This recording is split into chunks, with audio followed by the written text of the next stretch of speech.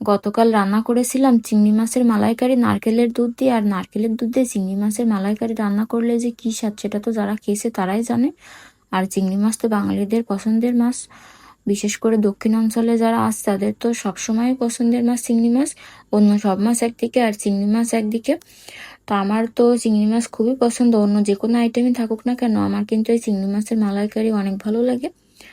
তো চিংড়ি মাছ রান্না করার জন্য চিংড়ি মাছগুলো ভালোভাবে ধুয়ে নিয়েছি, তারপরে কড়াইতে দিয়ে দিলাম অল্প একটু জল, আর জলের ভেতরে লবণ আর হলুদ দিয়ে দেবো। দিয়ে জলটা ফুটে গেলে চিংড়ি মাছগুলো দিয়ে একটু ভাপিয়ে নেব। তো অনেকে ভেজেও রান্না করে, সেটা করলেও হয়, আবার এভাবে করে নিলেও কিন্তু হয়।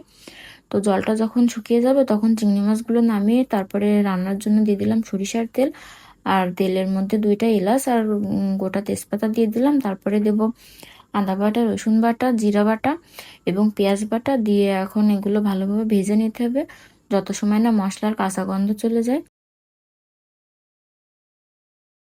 মশলার কাঁচা গন্ধটা চলে গেলে তারপর আমি এখন দিয়ে দেবো শুকনো ঝালের গুঁড়ো। তো আমি একটু বেশি পরিমাণে শুকনো ঝালের গুঁড়ো দিয়ে দিলাম। তারপরে দেবো লবণ আর হলুদ। তো এখন এর সাথে ভালোভাবে মশলাটা কষিয়ে নেব। যত সময় না উপরে তেল ভেসে আসে তত সময় মশলাটা কষিয়ে নিতে হবে। মশলা কষানো হয়ে গেলে এখন সেই ভাপিয়ে রাখা চিংড়ি মাছগুলো দেবো। চিংড়ি মাছগুলো দেওয়ার পরেও আমি কয়েক মিনিট কষিয়ে নেবো যেন চিংড়ি মাছের ভেতরে লবণ ঝালটা ভালোভাবে ঢুকতে পারে। এবারে আমি যে নারকেলের দুধ বের করে রেখেছিলাম সেই নারকেলের দুধটা দিয়ে দেবো।